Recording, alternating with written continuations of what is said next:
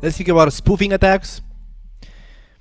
So spoofing means that the attacker is going to claim another identity, and based on the method, we have a layer 2 spoofing attacks, which means that the attacker is going to spoof the MAC address of a specific endpoint, and that's going to be possible only if the attacker is directly connected at layer 2 in order to spoof the victim's MAC address, the MAC address of a device, because we know that the MAC address is relevant only in a specific VLAN. Otherwise, the physical address identity is being lost across layer 3 boundaries. So that's usually being done and possible when the attacker is physically connected on the inside of the network. We have layer 3 spoofing, which means IP address spoofing, which is likely to happen from the internet. Usually the attacker is on the outside of the network. So that's gonna be the moment when the attacker is gonna spoof somebody's identity and claim and is gonna claim somebody else's identity and send illegitimate traffic, which is gonna show up like coming from a specific source, but actually that's being spoofed. Now, for example, how this works is if this is, let's say, a portion of the internet and server A has an IP address of 1111,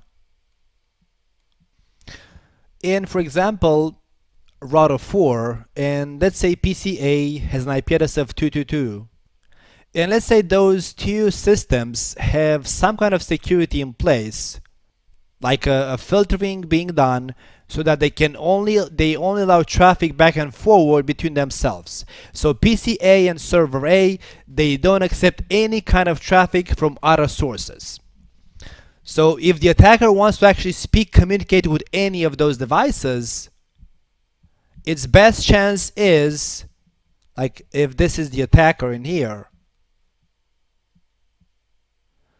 its only chance to speak with any of those devices, like if it wants to launch an attack to 11111, it has to source it from 2222, because otherwise the system will not allow the incoming session to otherwise the server A is going to drop the incoming session if it doesn't come from a source which is allowed within its security policies. So this is the moment when the attacker spoofs the source, because actually 2222 is not owned by the attacker, but it's owned by PCA. Then we're going to speak also layer 4 spoofing.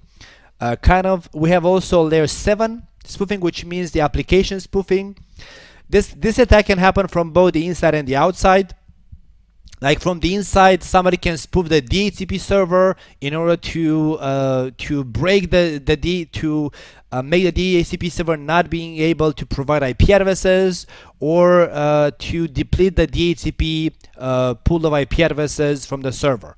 Or it can be an ARP attack. That's also an application.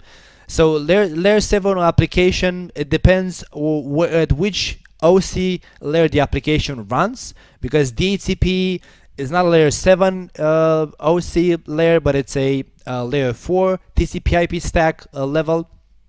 So application attack can be from the OC point of view, layer 2, layer 3, layer 4, layer 7. It depends on the protocol being exploited. So from the inside, as I was saying, a DHCP attack, an ARP attack, or from the outside we can have DNS attacks, SMTP attacks, HTTP attacks. So so these are going to be attacks targeting a specific application.